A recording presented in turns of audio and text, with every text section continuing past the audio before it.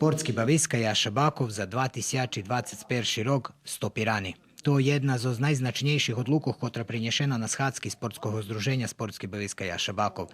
Насамперед, причина за toto неясна ситуація коло дальшого фінансування того združenja. Об'ями може бути за 2-3 місяці, да пробуємо рішити за деякий спосіб фінансування тих спортських бавискох і тієї роботи. Також би ми були jako šik čisti pred všetkýma, okrem pred nám samýma, že by sme toto takú peniaži, co sme pre 100 roky, co še hovorí, ušparali, že by sme ich nepotrošili tak, bo najljepše ich potrošiť.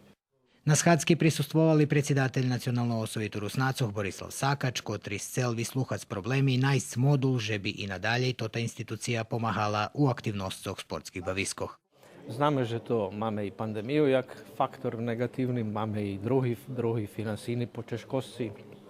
No ja verím, že keď nič druhé, len pre túto tradíciu o 30 roky funkcionovania odredzeného združenia, že nájdeme modus, jak budeme i ďalej mať také združenie, bo jak som čul, to trošku co jedinstvené na tých prostoroch i čom, že by sme tradíciu pretárali. План, żeby того року združenje konkurovalo i na jedni projekti Pokrajinskого sekretariatu za sport, projektnog biroa, a o rješenju problema bude bešedi i na iducej schadsky Nacionalnog sovitu, koja bi mala bude zotrimana nje od luha.